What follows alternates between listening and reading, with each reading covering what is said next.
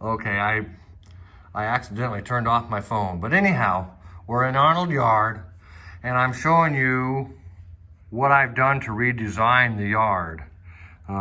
This track here, as I was saying in my other video, this track enables locomotives to come and to enter the main line or get off the main line quicker. They can go down to another switch. In fact, I don't think there is another switch, because yeah, they can. This is going to be the only means of locomotives either going to their train or coming off a train to get to the engine facility.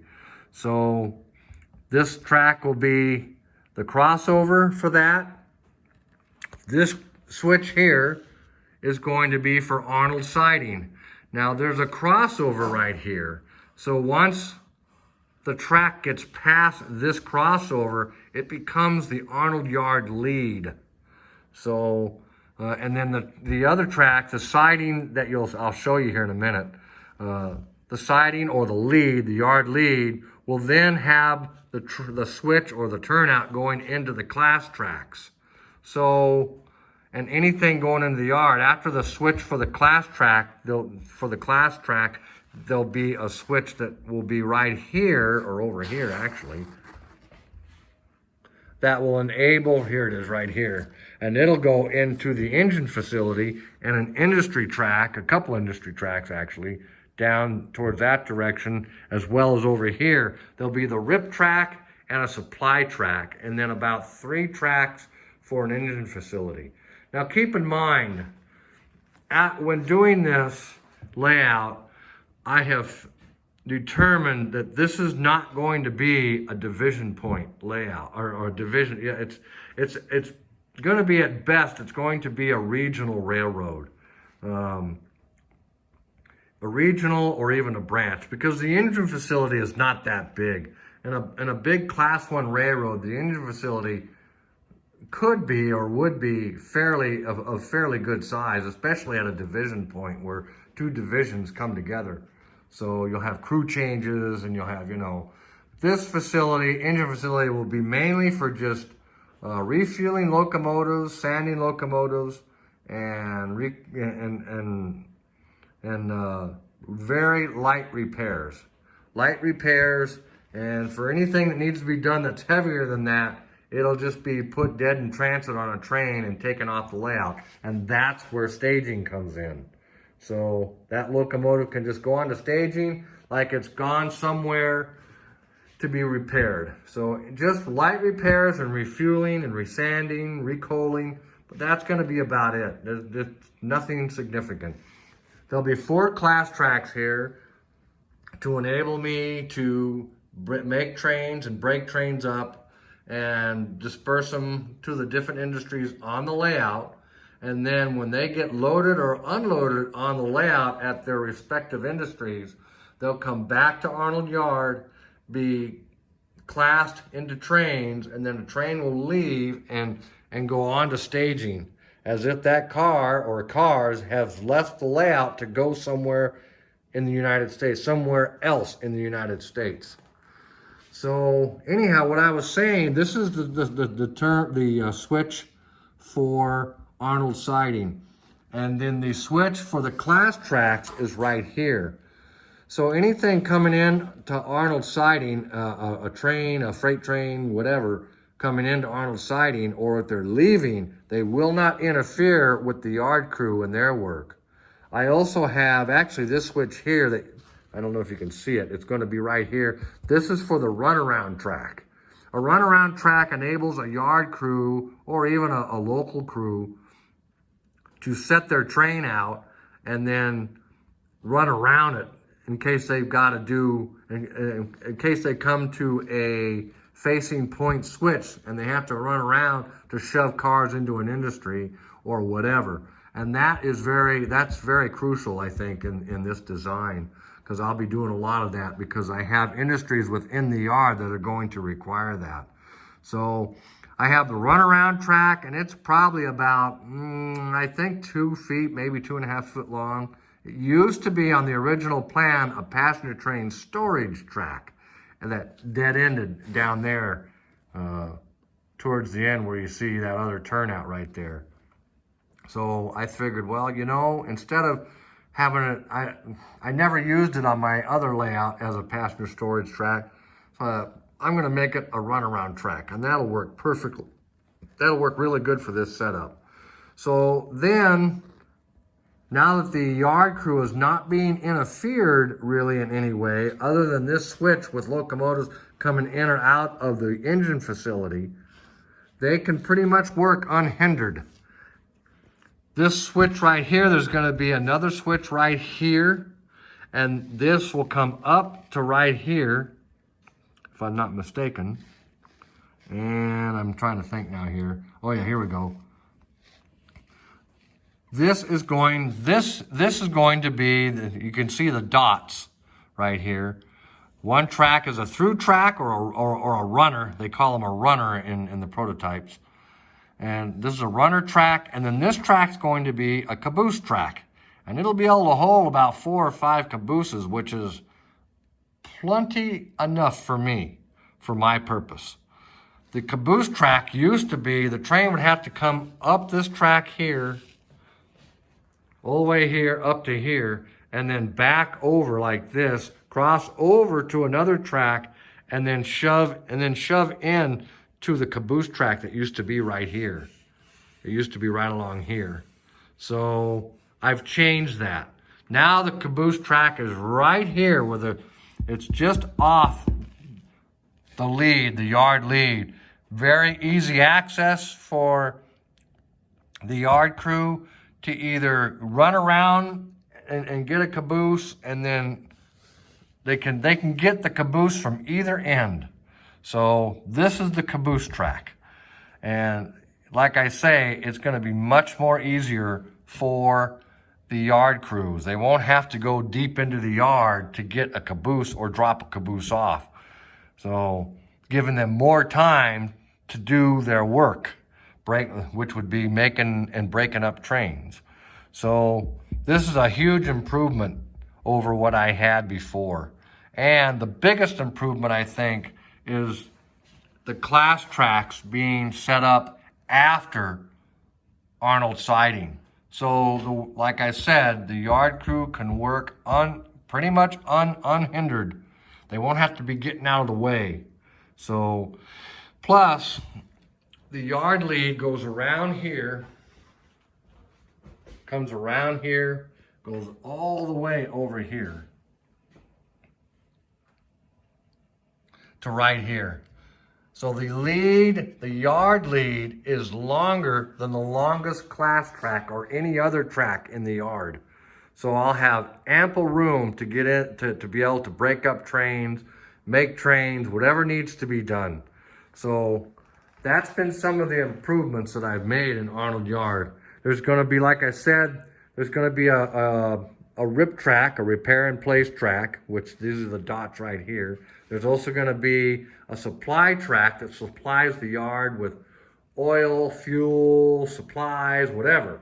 So, and then there's going to be 3 tracks for repairing locomotives, and I'll have a building right about where you see my visor right here. That's where the engine facility building, or the house, when they say take the power back to the house, that's where the house is going to be.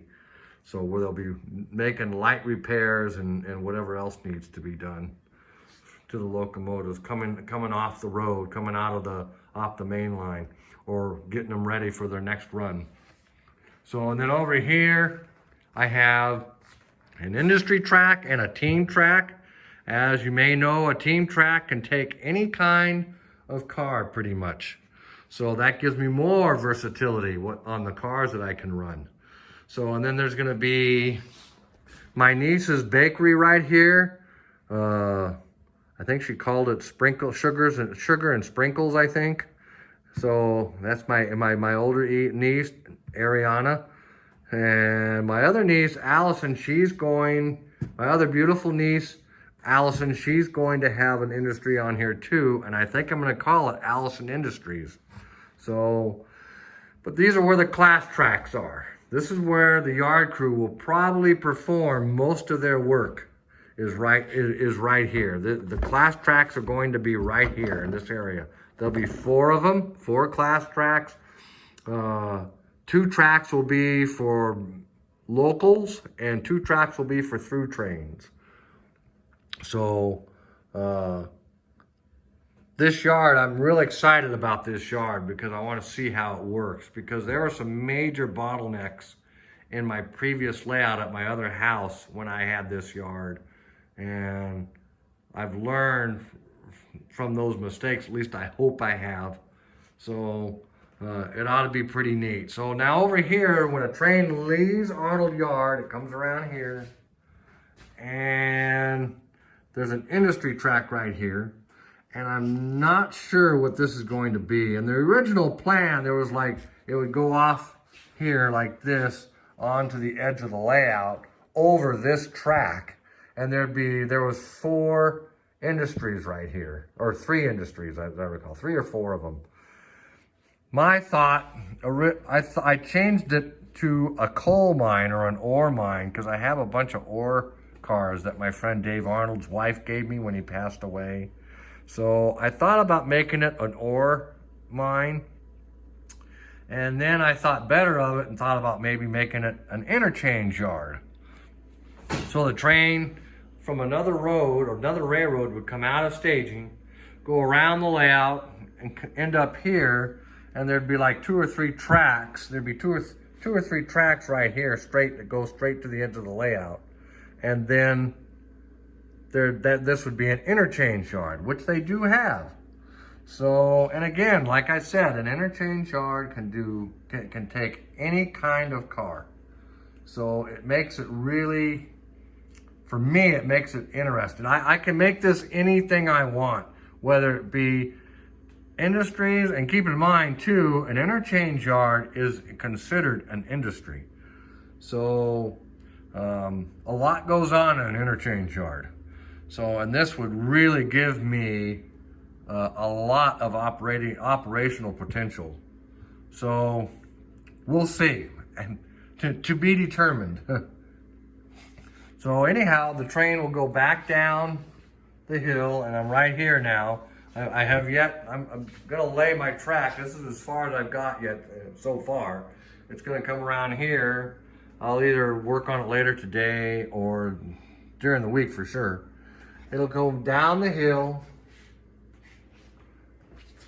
down the part there that you see right here, down the hill. And this is where I was telling you about the crossover. That track will come down onto the crossover, hit this crossover. It's going to hit this crossover right here. It's going to have to be a little different, but that's okay. I'm going to have to, because you see the dots don't really quite match up. As you can see, if I can get you to see here, that's not too bad, I guess. A little adjustment's going to have to take place, but nothing bad. And then it comes off of here, and then this is where the siding, as you can see the dots, this is where the turnout for Hanford, the town of Hanford, begins. Goes underneath the bridge right here. This is going to be a bridge eventually. Goes across this right here and into Hanford, which is going to be all along here. Where you see this building right here, there's going to be an industry. Hanford is a busy little town because it has considerable amount of industry to work. So it'll come around here to right here. And then right there, if you can see, that's where the Golden Spike's going to be. And that may be occurring this week. I don't know. We'll see. But anyhow, that's the story. In Hanford, there's going to be this building that you see right here. I think it's a lumber yard, like a lumber facility, or a cabinet. I'm sorry, it's a cabinet factory that makes cabinets. So I'm going to have that. I'm going to have, I think, a grain elevator. There's going to be a station with either a house track or a team track, and a couple other, 1 or 2 other industries as well.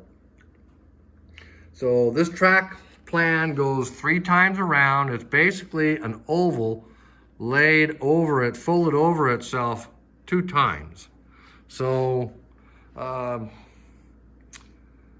had this layout before in my previous house, as I stated earlier, and it was a very good layout. The only problem was right here along this side, it was up against the wall with a window above it. So I couldn't access it from the outside, from over here. It was impossible. As well as this side here. This was up against the wall as well. So I had to access this from inside the layout. So, and this side as well. The only saving grace I had on this side, where there was a closet right here with a door, and that was my work area, my workbench. But I had to climb underneath the layout to get to it. So it wasn't all that user-friendly. Now the same thing I have from my previous layout I have with this layout. I still have a crawl under or a duck under, but it's much higher, so it makes it much easier to get to access. The area is much larger. The area that you see here is 13 feet long by 6 feet wide. So it gives ample room for the operators to be in here and do what they need to do. My previous layout was not even half this size in the inside. I think it was, maybe 3 feet, maybe 4 feet wide by, I think 8 feet long. So considerably more room. Plus, I use this to get in and out from underneath, in and out the inside of the layout. This is a brake stool or brake bench or brake. It's what you use to do the brakes on your car, and it works really good. I just slide underneath here, and it's not a problem. So any layout that you do is going to have pluses and minuses. I don't care what you do. So I figured I'm going to take what I learned from my previous layout, and I'm going to make it, and I'm going to make the improvements on this layout. So here it is. I hope you've enjoyed this. It's Digitrax, powered by Digitrax. That's what I've been using for about 20 years now. I know a lot of people don't like Digitrax, but I love it. I love Digitrax. It's a very robust system for me. I'm sure people will think otherwise, but I just, at this stage of the game, I don't want to be learning another system. And I understand Digitrax. Once you get past the learning curve, because there is a little bit of a learning curve with Digitrax, but once you get past that, it's super easy to use.